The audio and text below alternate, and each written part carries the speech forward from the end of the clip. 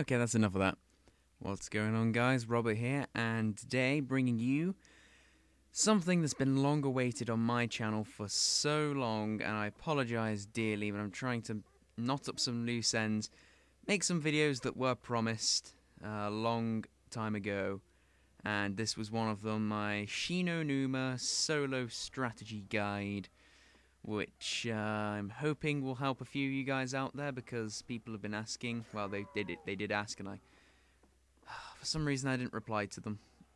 But anyway, yes, this is the Shi No Numa Strategy Guide. I don't know if any of you guys did see my my level 101 Shi No Numa World at War endeavor.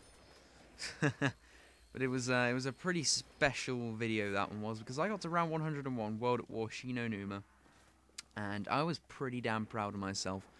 And I decided that now I'm going to make the strategy video. It shows you how I got there. Now, this is on Black Ops, I do realise that, because you can tell by the figures and the fact I'm holding an M1911, not a Colt. So, you know, you can tell it's a different game. But I was on Black Ops and I thought, well, let's just do the strategy guide on Black Ops because it's a little bit more reliable, I'd say, in the long run. And I'm trying to do commentary over it and trying to do this on World at War. I think it would be a bit difficult for me.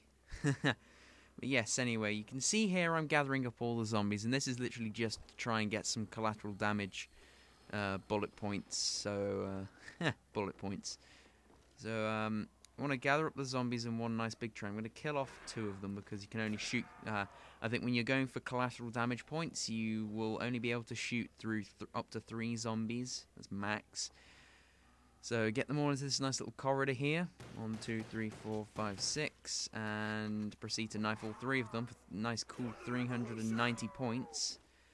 And look at that, 1,500 points after round 1. That's pretty damn good. I mean, you will expect less in World at War because I think you only get 4 zombies at the start instead of 6. So something to just keep in mind. The games do have their differences. I mean, the strategy itself is quite similar. I mean, it works on both. By the way, I'm waiting for the round to fully restart so I can get some barrier rebuild points. Oof, that was close. That was a bit risky. Alright. Let's build the rest of this one back just for safety.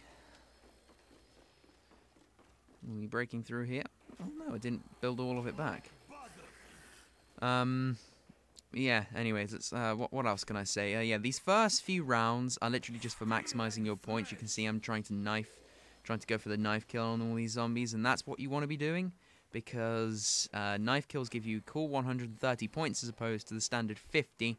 Should you go for like a shot to the stomach, I think 60 for the chest, 70 for the neck, 100 for the head, but a knife kill is worth 130, so obviously that's a lot more.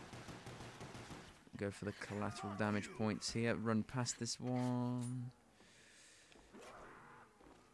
You don't have to jump when you're going backwards from a knife. I just find it helps get as much distance as you possibly can between you and the zombie, so it can't hit you. That's pretty much my reasoning for that. But yeah, a couple of other tips for maximizing your points. Don't do what I just did there and rebuild the barriers when you're not getting any more points. Wait till the start of next round, but I'm just doing that for safety reasons.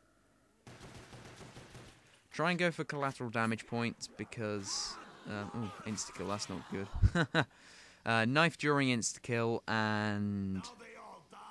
yeah, it's pretty easy to maximize your points here. I've got many, but that's because insta-kill was the power-up I got. I would have much rather had some double points or a nuke or something, so...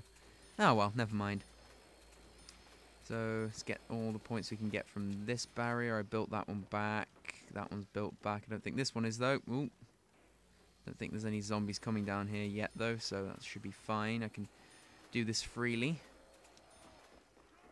Right, so we're getting to round 3 now, and this is the time in the game that you want to start thinking about moving on. You can see there's a lot of zombies. Starting to get a little bit too much. Right, always keep an eye on keep an eye out behind you as well. Right, where else they come? Right, okay.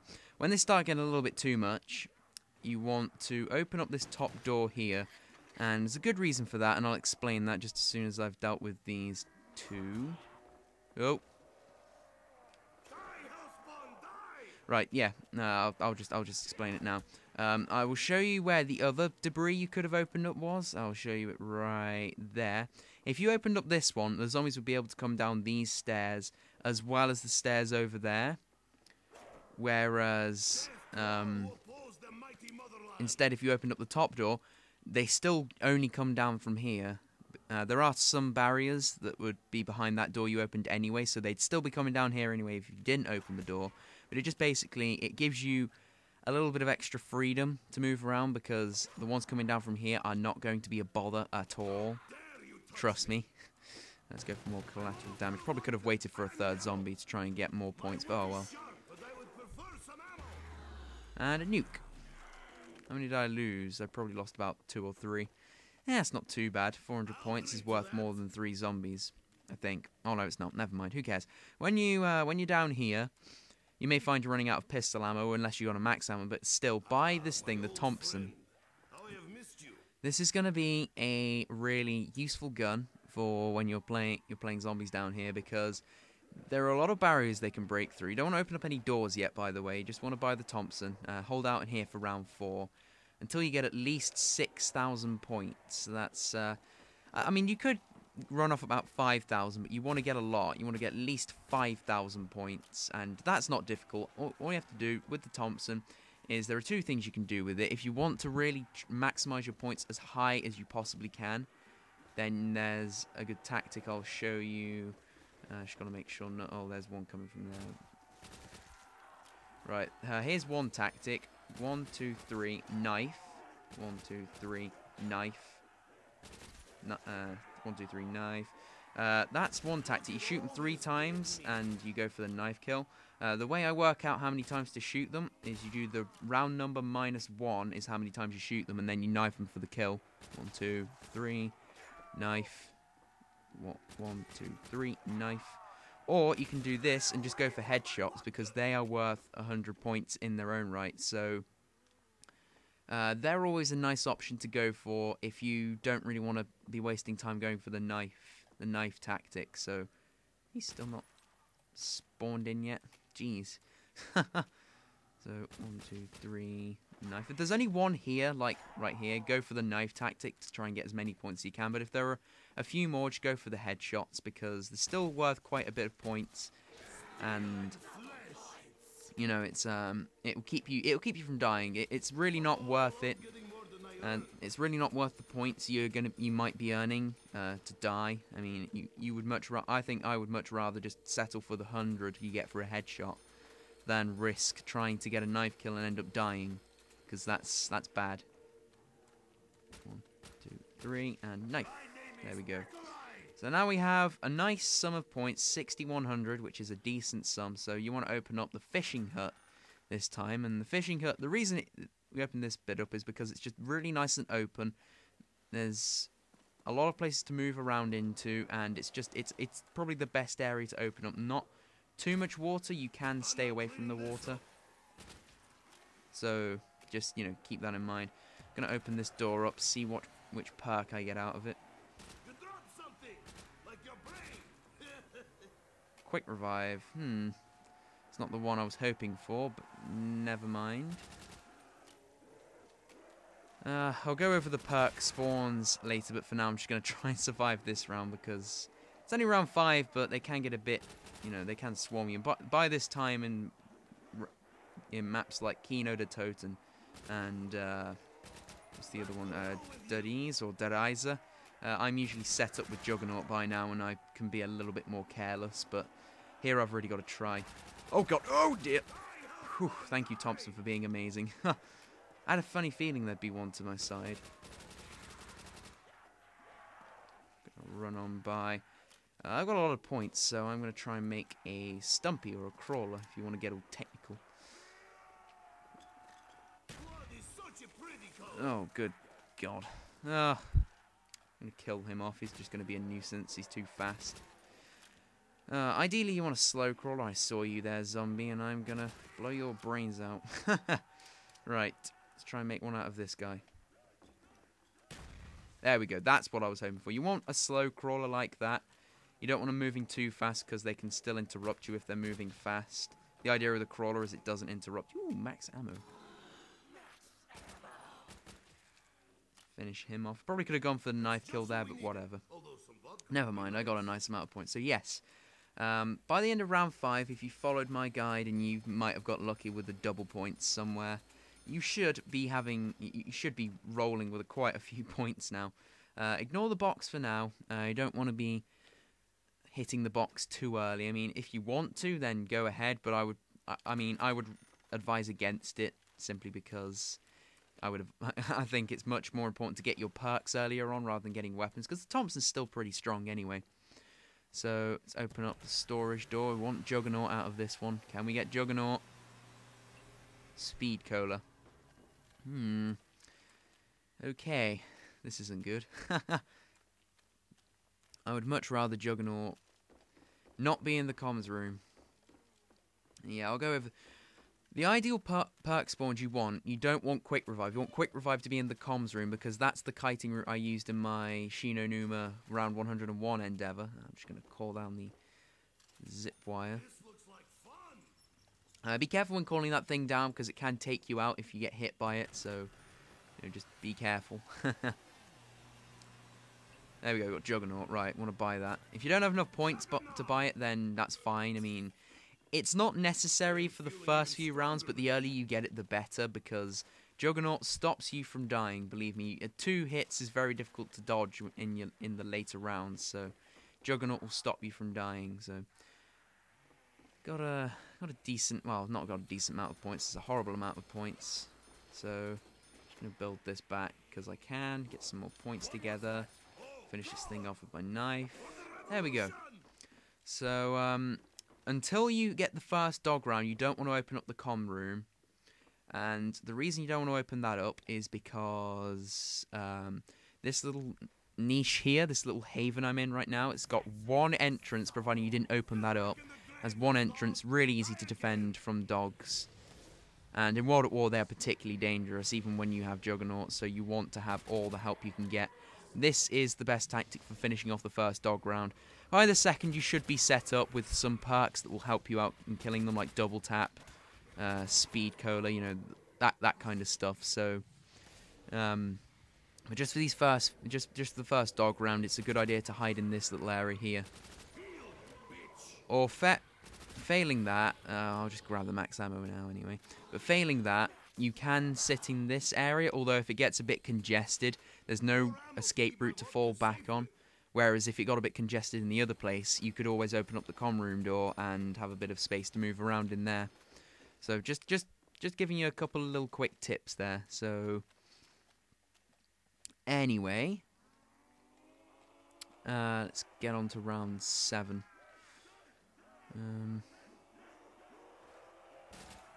Can't hit them. Can barely see them. Right, so yeah, let's start moving around a bit. Gotta be careful not to get hit by them.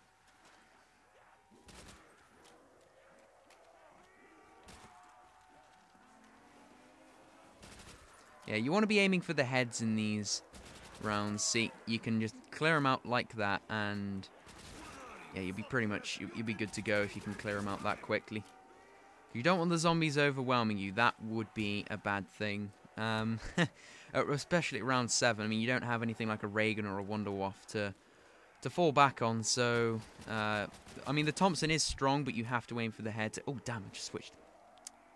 Didn't press triangle twice. Oh no! Got stuck on the tree root. Oh god! I'm getting smacked. So that's why Juggernaut is essential. I mean, you can buy Quick Revive, but I mean, I'll go over why it's. I would rather it not be there than it be there. All the ins and outs of all that sort of stuff while I'm doing stuff randomly. So, a couple of quick things to note about this strategy. In terms of the perk spawns, you want the Quick Revive in the comms room because the comms room is the best kite. The kite route, which is ultimately what any wide open zombie map comes down to, is how well you can kite the zombies and how effectively you can dodge them and all that sort of stuff. Because at round 30, round 40, round 100 even, zombies don't die to bullets. It's as simple as that. So it's definitely a good idea to... Did I get a power up there? I did get a power up there. Which one was it? It better be good. Carpenter. That's the least favourite of my power-ups. But yeah, the comms room is the best kite. So you want to keep the comms room, like, hut closed. But if it needs be, open it up, because we want sleight of hand, double tap, and all that sort of stuff. And there is a different, an alternate kiting route which you can fall back on, which I will show you as well. So, actually, I've already shown you, so I don't know why I'm saying that. Is there one left? Where is he? There he is. Come here, guy. I want to make you into a stump walker. Come on. Don't want to overcook this thing. Okay, I killed it flat out. How about that? So, when you've got enough points, I've got enough points. You want to open up the comms room. This is the kiting route we're gonna be using. This is the main kiting route you should be using. If quick revive is spawning in that, you'll know if it's spawning in there because you'll have opened all the other 3 beforehand, which is precisely what you should be doing. That's what I did.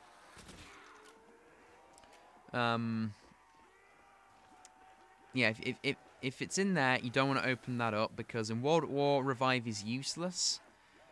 In solo, anyway. And in Black Ops, usually once I've set up and then I use my revive, I'll just be like, oh, well, I don't really want to carry on anymore, so I won't.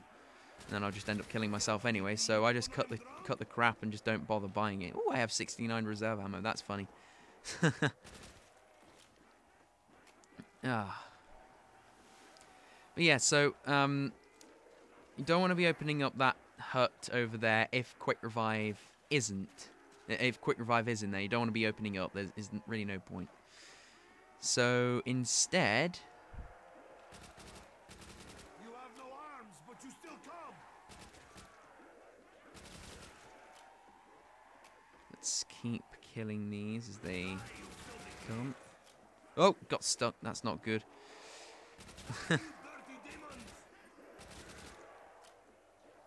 Alright, I'm going to start emptying my pistol ammo into them to get some points.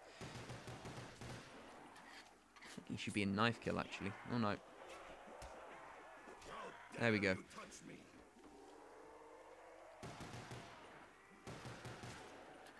It's not really that many, so I can't empty the pistol into them and get maximum points. But yes, I'll go over a few other little tips later on. I mean, I know this is quite a vague strategy, but ultimately you can see what I do and what I'm doing. And it's really not difficult to do this. I mean, don't know why, but some people seem to like to camp in this, just in zombies in general. I really don't see the point in camping. I mean, if you're moving around, the zombies are not going to overwhelm you unless you run into it, like one zombie and it makes your train catch up with you. So, you know, it's really not going to be a huge... It's not going to be a huge issue if you move around often.